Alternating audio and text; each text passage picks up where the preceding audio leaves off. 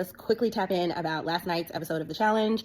Aneesa is doing her thing. We knew Sis was going to do her thing. Of course, she was getting a little bit of hate at the beginning of the episode because the people who feel that they saved her were not appreciative of the fact that she went to celebrate someone else who had won the elimination. But by the time you get to that stage, that far away from the nomination ceremony, it is time to be present for what's happening as a result of the eliminations. And again, she has a genuine, authentic relationship with Olivia. So I just think it's interesting that people are getting upset. But again, we move.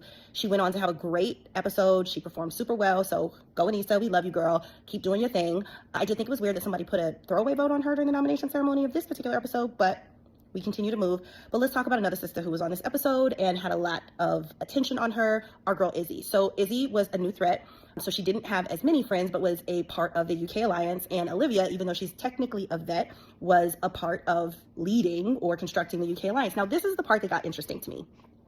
Izzy's strategy was, again, kind of similar to Aneesa. She was building authentic relationships. She was connecting with different people. And while Olivia's on one side of the house as a vet and not necessarily with the other side of the house, Izzy was clocked as a rookie who was giving a lot of information to a vet, and her fellow rookies did not appreciate that. Cool, we get it. And then as she became a target as part of the nomination ceremony, the fact that 3 teams who were technically in her alliance didn't step in to support or protect her, where they could have made it harder for her to be guaranteed to go in, they chose not to. Super interesting. So again, Izzy was very helpful to Olivia's game, and yet she got left out to dry. Again, challenge coach here. I think that this happens in corporate settings. It happens in a lot of settings where, unfortunately, we are going out of our way, being super helpful, giving people insight, giving people information, supporting them.